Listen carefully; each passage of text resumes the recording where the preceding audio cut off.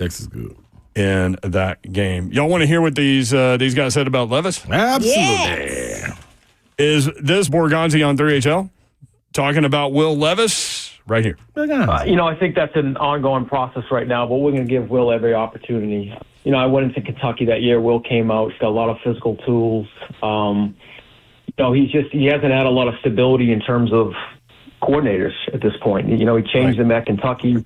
He's had 2 different ones now in the NFL. So, you need to give these young quarterbacks a chance and give them a little stability to learn the system that they're in.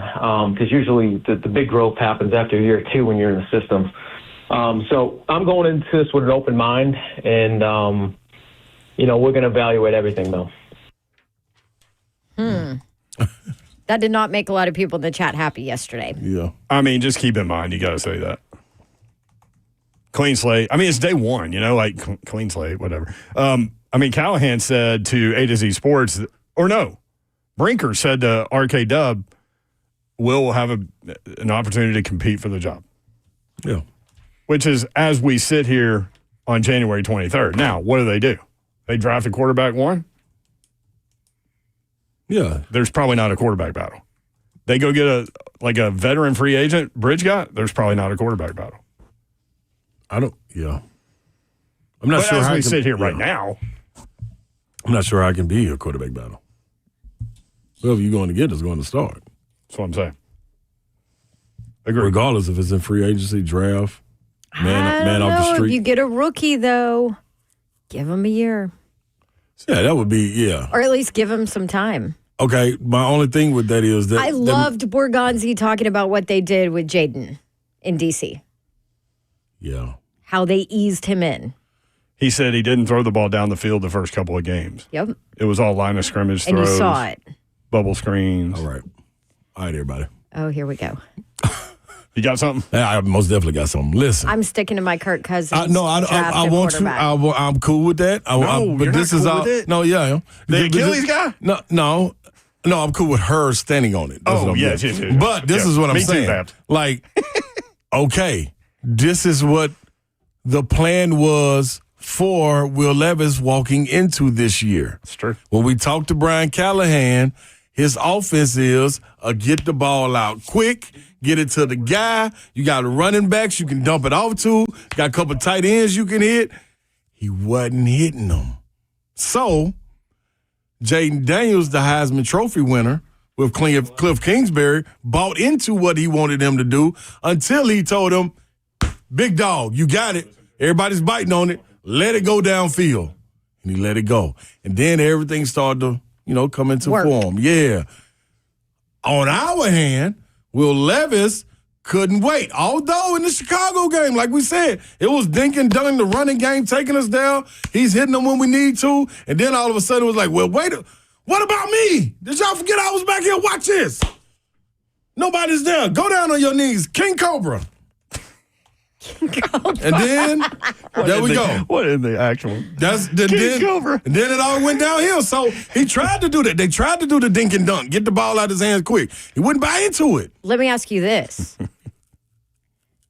Can some of that blame be put on Brian Callahan in his first year as a head coach and an offensive coordinator calling the plays, maybe trying to do too much early with Will Levis, maybe not figuring it out? Yes, but it was right there for him. Y'all are leading into beautiful audio from Callahan. Let us where grow he talks together. About all of this. Okay, we'll get it. You want to hear it? Yeah. You want to hear it? Absolutely. All right, this is cut 11 stuff where Callahan talked about what went wrong with Levis in 2024, and I believe he starts with what he thought he was going to get from Levis before the season. Let's hear it. No, I think it's one of those things that you just, Will's in a new system, a new way of doing things. A lot of, everything about Will in the offseason portion was encouraging in the sense that he was getting a new system down, handling the verbiage, the play calls, the process, the huddle.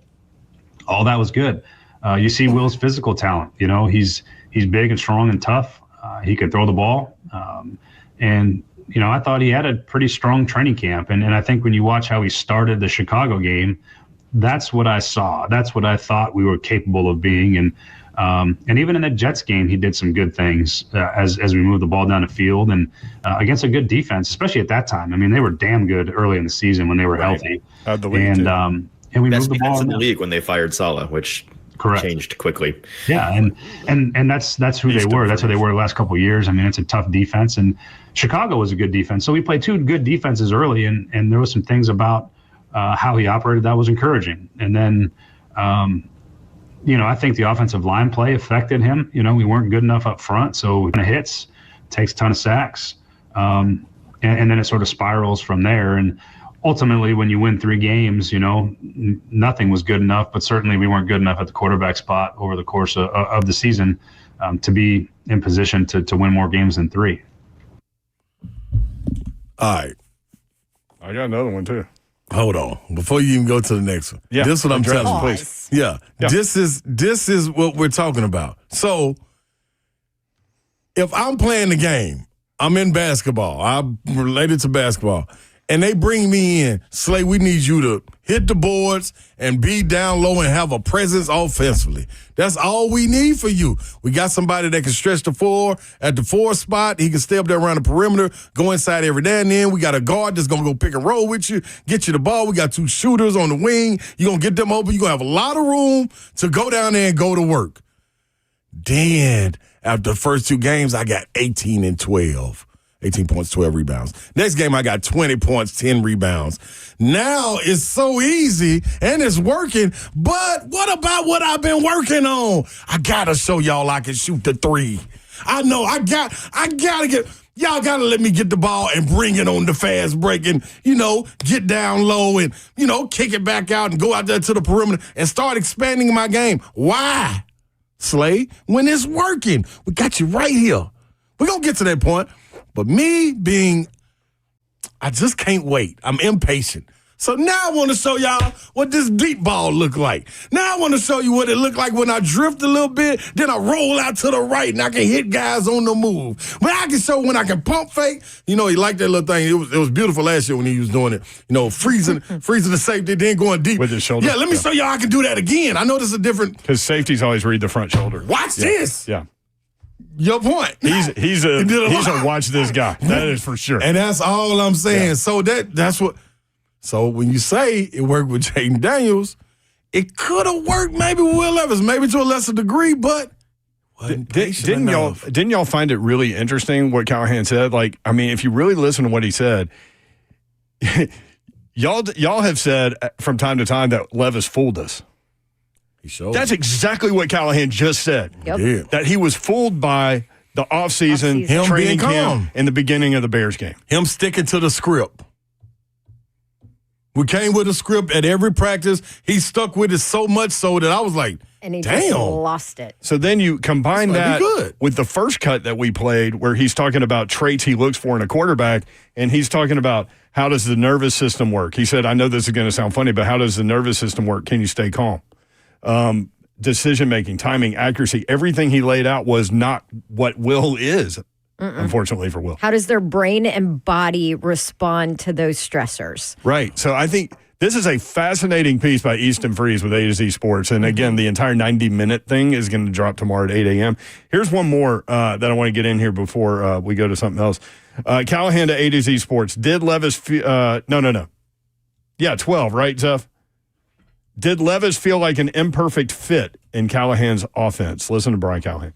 Well, at the end of the day, it's my job to find a way to fit that the right way. Sure. And we did things that I tried to play as many strengths as Will had, and some of that's the deep play action, 3-level throws, things where you got, but the problem with that is now you got to hold the ball, and so we were in a little bit of a juxtaposition of trying to maintain some of those deep down the field throws, the play action where you got time to sort of see things develop versus having to get the ball out, and having to play a style of offense that relies on timing because we don't have a lot of time. And so how do we best get the ball out of our hands?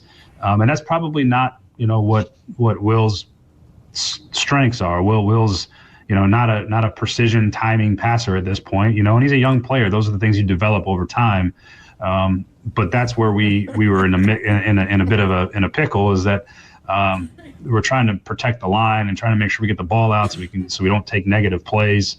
And you're mixing that with what Will does well, which is throw the ball down the field. And, it takes time to get down the field. You have to protect to get down the field. And I thought we did at times a really nice job. And then at other times it was not nearly good enough. And that to me is the biggest difference, is that we were trying to deal with a couple of different issues. Again, not just Will in terms of what he does and what he does well, but we were sort of caught in between. And I think that did Will a bit of a disservice too, to not be able to play to his strengths. So again, not trying to fit a square peg in a round hole, if you will. It was more trying to manage where our deficiencies were offensively and try to best put us in position to have success. And is that necessarily Will's strengths at this moment? No, Will's strengths is being able to get down the field and throw balls deep and deep sail routes and post routes and comebacks and things like that. And we had to manage both of those things at the same time, which I think was challenging both for us offensively and for Will. He's flat out explaining why Will Levis is not the right quarterback for his system. I mean, flat out. And it goes back to some of the things that we were talking about during the season. And when people were harshly critical of Brian Callahan as a play caller, you have to kind of push back on that a little bit, in my opinion, because of everything he just said, which he didn't say during the season. He said it right there to A to Z Sports, is it affects you as a play caller knowing that you have an offensive line that's going to get your quarterback killed. So you have to kind of pick those shots. And that's the strength of the quarterback, and you can't call those plays very often. What he just told you is that Will Levis is not good. Dog. Period. Dog, it affects you. That's not his strength. His strength is not accuracy or decision-making or timing. Those aren't his strengths. His strength is just throwing the ball down the field. Post routes, sail routes, comebacks. He went to detail. You writing me day in and day out about why I can't teach baby Babs and why she can't get ahead in school and learn the lesson. And I keep on telling you, why don't you come in and watch the class where they don't see you? And now you see me having to deal with little Timmy over here that keeps on acting up, which is the offensive line. Or the timing being off from the receivers, maybe doing their own thing. Now you look back at baby Babs, you're like, yeah, but she's doing what she's supposed to do. But now I got to keep on showing you I don't even have time to teach her because I'm worried about the O-line. I'm worried about the timing of the play. I'm worried about what's going on, who's getting hit. And I'm worried about also, is Will going to trip out and say, oh, let me throw it deep. No, you can't. Everybody just follow the curriculum and everything's going to be done right. So now when you walk away in our next parent-teacher conference, you're going to be like, whoa, I did not know you were dealing with this much. Yep. He just explained this is why you can't help my kid. Right. You wonder why we can't get baby Babs the ball. Because all this other stuff going on that I had no clue was the problem. I don't know what my tight end is doing. I don't know what my receiver are doing. I don't know when my running backs want the ball. Lord forbid I got to keep looking at the offensive line. And now the person that I need to trust the most that handles the ball is having to watch this moments. Come on, man. 615-737-1045. Callahan just laying it out there, man. That was... All right, how beautiful is that we have a head coach, an NFL head coach that's willing to explain everything as best he can. I don't even know what else. That was it. We'll be right back. Sheesh.